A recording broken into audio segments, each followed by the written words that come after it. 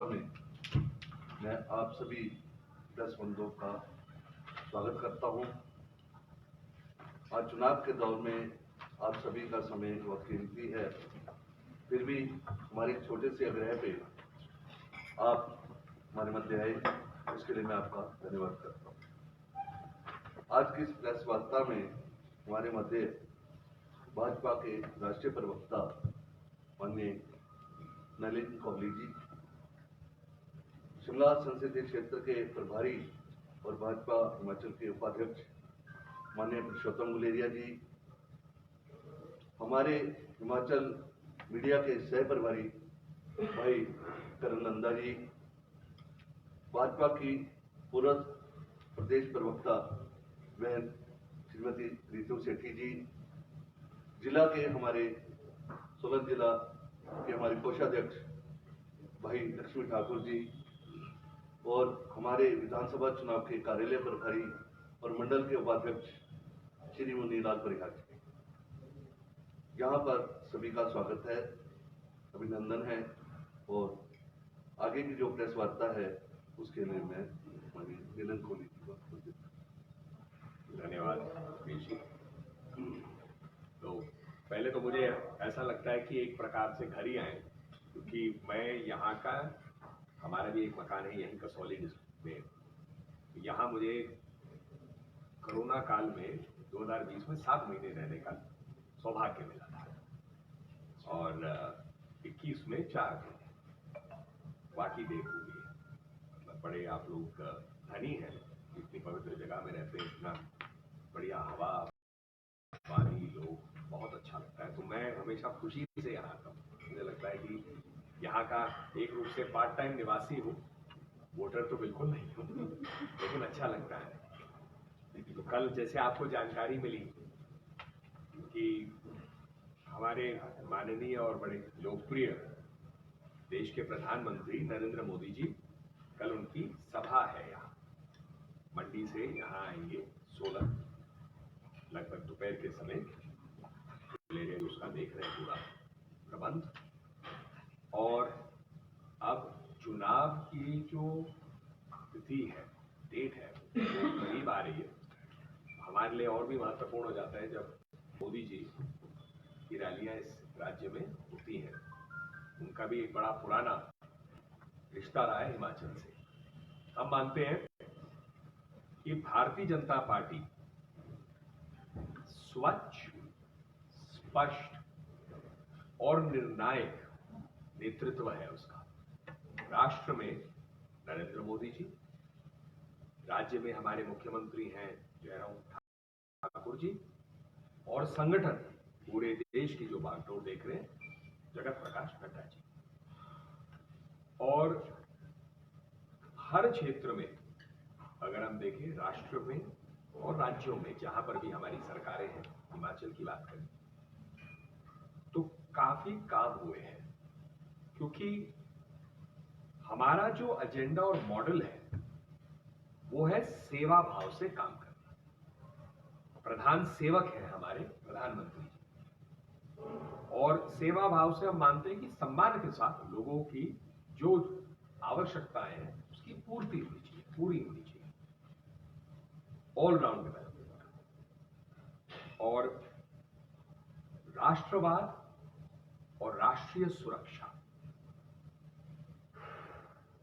इस बात पे, दोनों ही बातों पे अगर हम देखें तो पिछले 7-8 सालों में देश में और हर प्रदेश में जहां भाजपा की सरकारें हैं, ये विषय महत्वपूर्ण है और देश में मजबूती आई है। ये विश्व में भी हमारी आज एक मान्यता है, लोग मानते हैं, स्वीकारते हैं। भारत में जो नेतृत्व है और देश की जो छवि है, बहुत इसमें सुधार है। हिमाचल प्रदेश में मैंने अभी कोरोना काल की बात की थी, हम भी यहाँ स्वयं थे, तो स्वास्थ्य के क्षेत्र में काफी काम हुआ है। अभी पीछे बिलासपुर एम्स का उद्घाटन हुआ, 2 मेडिकल कॉलेज से 6 मेडिकल कॉलेज हो गए हैं। बद्दी का पूरे एशिया में और विश्व में नाम है। 35% जो दवाइयां बनती है वहां एशिया की बद्दी में बनती है। अब एक मेडिकल डिवाइस पार्क की बात हो रही है नालागढ़ में, वो भी एक स्पेशल पैकेज ही देखा जाए क्योंकि अधिकतम पैसे केंद्र सरकार से आ रहे हैं। और ये सारे हम मानते हैं रोजगार के भी बहुत अच्छे अवसर होंगे। मोदी जी ने एक बार भाषण में कहा था, पहाड़ का पानी और पहाड़ की जवानी ये वहां के लोगों के काम नहीं आती क्योंकि बाहर जाना पड़ता है, नौकरियां ढूंढते हैं। तो ये सब जब डेवलपमेंट आता है तो यहाँ पर रोजगार के भी अवसर बढ़ते हैं। और सोशल सेक्टर में काफी काम हुआ है इस राज्य में। मुझे लगता है कोरोना काल के बाद जो देखा कि किस प्रकार से सेवा भाव से इतना काम हुआ, चाहे हमारी आशा में जो महिलाएं हैं, आशा वर्कर हैं, जो आंगनबाड़ी हैं, सह आंगनबाड़ी हैं, उनकी सहायिकाएं हैं, सबके वेतन महत्वपूर्ण से बढ़े हैं। मतलब 1000 रुपए से कहीं 4500, 3100 से लगभग 6500, तो काफी काम हुआ है। कल जो प्रदेश में मोदी जी की रैलियां होंगी, 2 रैलियां हैं, और जहां सोलन की हम बात करें, यहाँ जो रैली होगी लगभग दोपहर को लंच टाइम के करीब, उसमें हम सबको उसका पार्टी में तो हमें सौभाग्य और यहाँ की जनता को एक अवसर मिलता है कि सीधा प्रधानमंत्री जी की बातों से उनको पता पड़े कि क्या क्या है।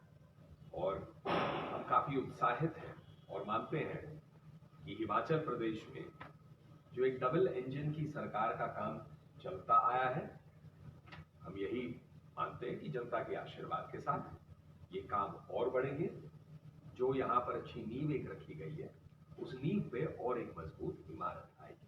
विकास की दृष्टि से, लोगों के भलाई की दृष्टि से, सुरक्षा की दृष्टि से, हर मैं आप सबका धन्यवाद करता हूँ कि आप लोग आए। कल माननीय प्रधानमंत्री जी की रैली होगी, उसके लिए आपको स्वयं आमंत्रित भी करता हूँ। और कल आप सब वहाँ रहेंगे तो आपके साथ वहाँ भी जुड़ने का एक अवसर मिलेगा। और यदि आपके कोई प्रश्न है तो मुझे, जितने प्रश्न है तो मैं आप ही के लिए आया हूँ, तो उसका जवाब देने का मैं प्रयास भी करूँगा। हिमाचल में ओपीएस बड़ा मुद्दा है और कांग्रेस ने घोषणा भी की है। जी, आपको लगता है कि कल पीएम इस मामले को लेकर कुछ बोल सकते हैं? तो आपके 3 सवाल है एक के अंदर, तीनों को अलग अलग रूप से मैं जवाब देता हूँ। पहले है ओपीएस और कांग्रेस पार्टी, दूसरा है घोषणा कांग्रेस पार्टी ने की, और तीसरा आपने प्रधानमंत्री। पहले आ जाए ओपीएस की बात करें तो मैं हमेशा कहता हूं कि कांग्रेस तो ये राजनीति के लिए कर रही है, तो जब आप एक उंगली आगे दिखाते हैं तो 3 अपनी तरफ भी खींचते हैं। और कांग्रेस पार्टी भाग रही है इस चर्चा से कि 2003-4 में उन्हीं के मुख्यमंत्री थे जब यहाँ पर एनपीएस लागू हुआ। 2012 में उन्हीं के मुख्यमंत्री थे जिन्होंने इसे वापस नहीं किया।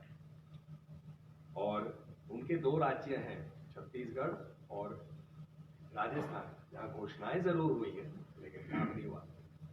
कांग्रेस पार्टी का पुराना रुख रहा है वादे कर लो।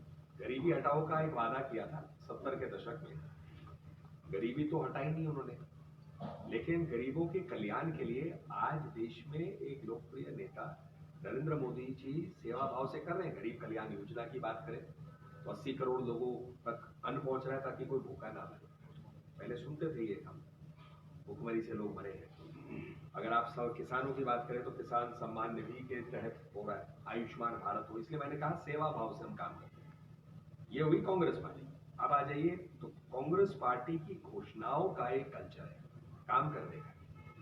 और दूसरा थर्ड पार्ट था आपने जो माननीय प्रधानमंत्री जी के लिए कहा, मैं आपको आमंत्रित करता हूं, कल आएंगे प्रधानमंत्री जी, आपको उनके पूरे भाषण का सुनने का अवसर मिलेगा।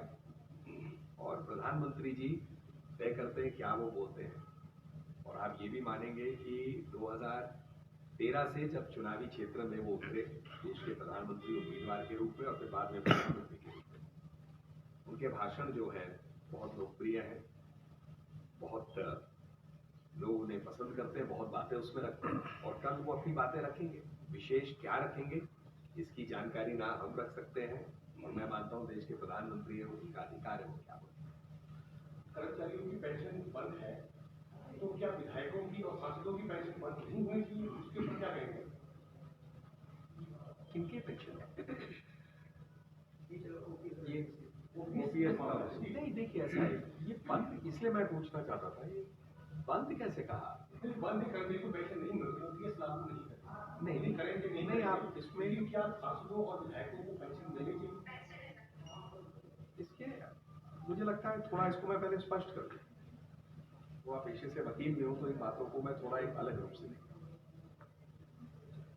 न्यू पेंशन स्कीम और ओल्ड पेंशन स्कीम दोनों ही पेंशन स्कीम्स हैं। ऐसा नहीं है कि पेंशन नहीं है। तो ये कहना है कि भाई साहब आपने सवाल पूछा, तो ये सवाल पूछना आपका अधिकार है, जवाब मैं अपने रुख से ही दूंगा।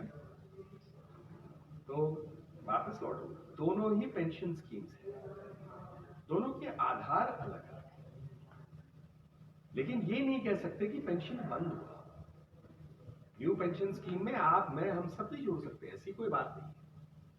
उसके दो एलिमेंट हैं, एक है जो डेट या फिक्स रिटर्न आता है, एक है market driven. New pension scheme में ऐसे भी उदाहरण हैं लोगों के जिन्होंने मार्केट